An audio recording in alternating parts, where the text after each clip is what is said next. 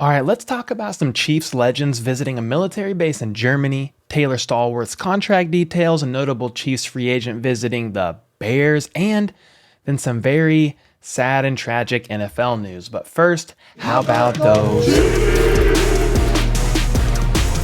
What's up, guys? My name is Cole, and I do daily news about the Kansas City Chiefs and the NFL overall. So make sure to sub if you're new around here. 90% of you that watch these videos aren't subbed. Hit that like button and let's get into this news. First off, the Chiefs recently released some of their top tailgating photos showing off some pretty cool shots. We all know Arrowhead is one of the best places to be for a good tailgate session prior to the game, and I'm not gonna lie to y'all, I just love the smell of barbecue coming from multiple spots in the parking lot when you walk up to the stadium.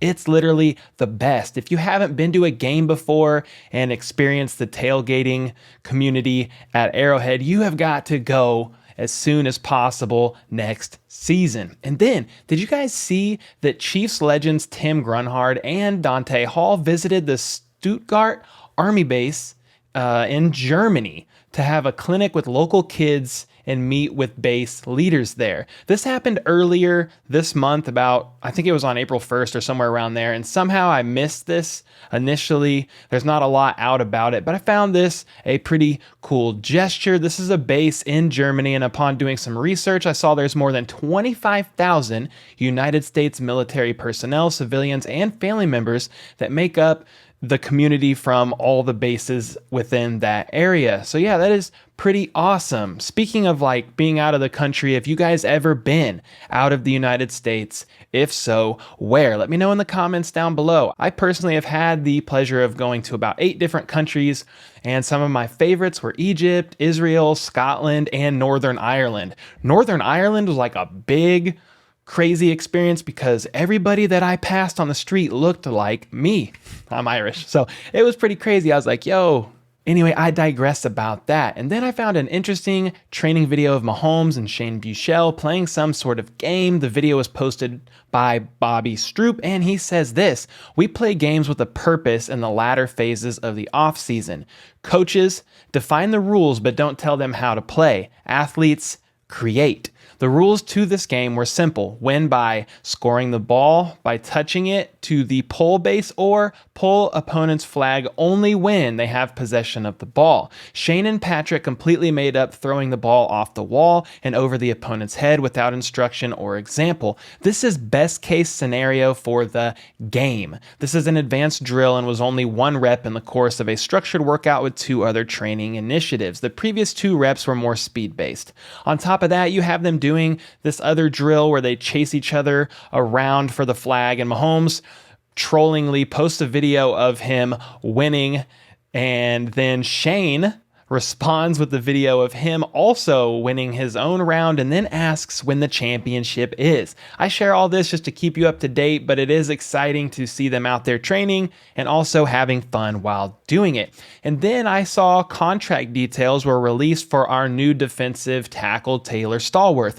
It's another standard veteran salary benefit contract. These contracts allow a team to sign a player with at least 4 accrued seasons, the number Stallworth accumulated with the Colts, to a 1-year deal at their NFL minimum base salary. In 2022, that's always at least $1.035 million, and pay them up to $152,500 in other compensation, such as a signing or roster bonus. But in a VSB contract, the cap hit for the player's base salary is the same as a player with just 2 accrued seasons, which in 2022 is only $895,000. I just laugh because I say only. That is like a lot of money to me. So assuming that Stallworth is active for at least 1 game in 2022, he'll be paid $1.188 million, but it will count as just $1.048 million against the cap. Okay, that was a lot of numbers, but it's worth noting that these are basically very friendly team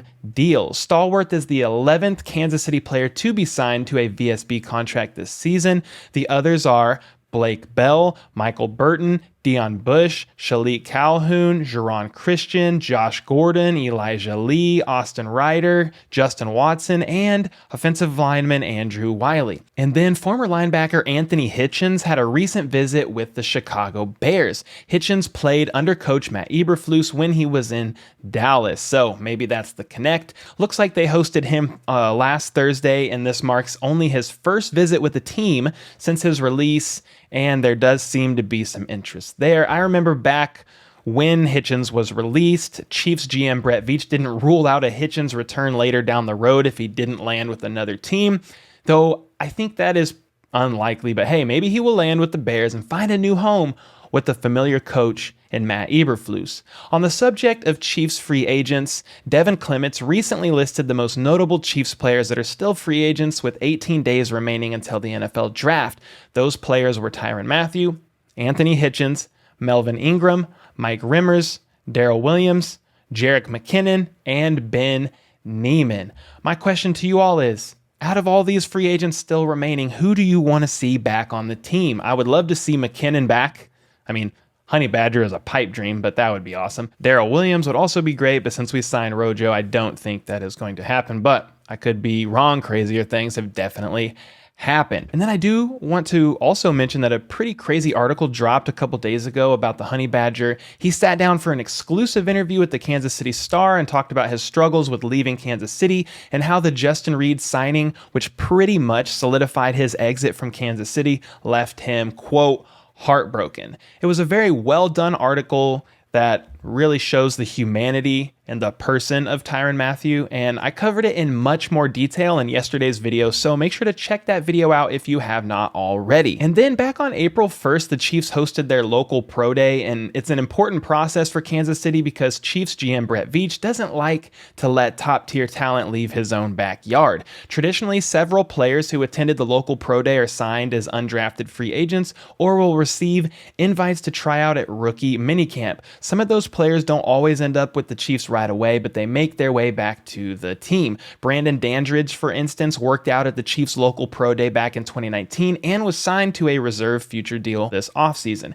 Anyway, things were kept a bit under wraps. There was basically no media there, and it was kind of hard to find out who attended, but Charles Goldman, the man from Chiefs Wire, recently came out with an article with a partial list of 12 players who did in fact attend. And you can see the names on the screen now, but a few names that stood out to me was K-State QB Skylar Thompson, K-State tight end / fullback Nick Lenners, and K-State safety Jerron McPherson. And shout out to this man because it looks like we graduated from the same high school, Baser Linwood High School, which I thought was pretty cool. So hey, way to represent. And the article is in the description if you want details on the other players who were also in attendance. It's a really well done article. In other NFL news, there's a lot of roster moves happening lately, mainly 1 to 2 year deals right now. You had the Falcons signing Mike Ford, the Bengals signed cornerback Tre Flowers, the Texans signed running back Marlon Mack, the Chargers signed wide receiver DeAndre Carter, the Bucs re-signed running back Giovanni Bernard, and Blaine Gabbert, not Gilbert, okay? Leave me alone about that the other day. My bad. And then you had star defensive lineman Calais Campbell re-signed to the Ravens on a 2-year, $12.5 million contract. And this is notable because apparently the Chiefs had shown interest in him, though how much interest, I'm not 100% sure. It wasn't enough because he did not sign. And then Rob Gronkowski recently told Debbie Emery from SB Nation that he will soon make a decision to return to the NFL. Maybe, but if he does, he'd only return to Brady and the Bucs. Quote, the Buccaneers situation is just too good if I decide to go back and play. Like I said, I love all my teammates there. They are all great and all selfless players. They are there for the team and what's best for the team and the whole organization. If I do play football again, it'll be for the Bucs. So we'll see if he comes back. He basically said he's not sure and is not in a hurry. He's enjoying it right now and he's already retired once, so who really knows, to be honest? And then, in by far the biggest yet saddest NFL news, Steelers quarterback Dwayne Haskins passed away Saturday morning after he was hit by a vehicle in South Florida. He was only 24 years old, with a promising life ahead of him and plenty of years left potentially in his NFL career. The reason for Haskins being in Florida was to participate in a workout hosted by Mitchell Trubisky, where several teammates had joined to not only bond, but also work on their skills prior to the start of the offseason workout programs. And apparently what happened is around 6:30 a.m., Haskins was walking on a limited access facility for unknown reasons and attempted to cross the westbound lanes of Interstate 595 on foot when he was struck by a dump truck and, did not survive. It's a horrible, tragic incident that I wouldn't wish upon anybody. I hate hearing news like this. This is not news you want to cover when you cover NFL news. A little bit about Haskins. He was a standout at Ohio State who set numerous school records for the Buckeyes as a redshirt sophomore in 2018, including single-season marks for passing yards, 4,831, and 50 TDs. He earned first-team All Big Ten honors, was named third-team AP All-American, finished third in Heisman Trophy voting, and was named Rose Bowl MVP after leading the Buckeyes to a 28-23 victory over the Washington Huskies. And he got to play college ball where he wanted to since he was a kid. Dwayne, yeah. What you think of Ohio State? This is awesome. Going to college here. You going to college here? He entered the draft early in 2019 and was selected 15th overall by Washington. And after a couple seasons with Washington, didn't really work out there, he was released and then signed to a reserve futures contract by the Steelers in January of 2021. He spent that season as a backup behind Big Ben and Mason Rudolph, but with Big Ben retiring, he was slated to compete in a QB room for maybe the starting spot, but the backup spot, you never really know. But that included Mason Rudolph and the newly signed Mitchell Trubisky, who was probably going to be the starter, but again, you never really know. And I do want to mention this real quick, but there was a bit of controversy yesterday when senior NFL insider Adam Schefter broke the news about Haskins' death. In his initial tweet, Schefter described Haskins as a standout at Ohio State before struggling to catch on with Washington and Pittsburgh in the NFL. Passed away this morning. Well, he deleted that tweet and then reworded it saying this: a standout at Ohio State before becoming Washington's first round pick and playing in Pittsburgh, passed away this morning. So yeah, definitely poorly worded and rather insensitive to bring up the fact that he was a quote struggling QB in the NFL. I'm not honestly sure why he felt that needed to be stated. You can easily look up Haskins' stats and the reasons why he was released from the Commanders after being a first-round pick to find out more details. But either way, yeah, he was a quarterback in the NFL, yes, but more importantly, he was a human being, a husband, a son, a friend.